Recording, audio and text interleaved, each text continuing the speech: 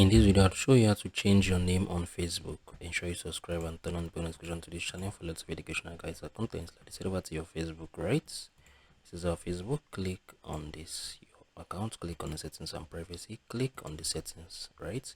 Wait for it to gradually load up, right?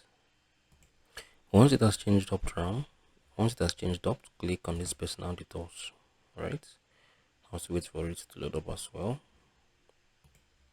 Okay, so this is the personal details, right? This is personal details. So click on this personal details. Once you click on it, okay, so click on this your profile. Click on your profile, right? Right now you can see your name, your username, your profile picture, and your avatar, right? If you click on your name, you can see I'm currently answering Emmanuel Jack, right? Emmanuel Jack. So if for any reasons you want to change it, you can just come on here, delete it, right? Come on here as well, delete it, then enter the new name you want to enter, then click on the review changes. It's gonna save, right? This is how you can change your name on Facebook. If you found this video helpful, share it as below in the comment section.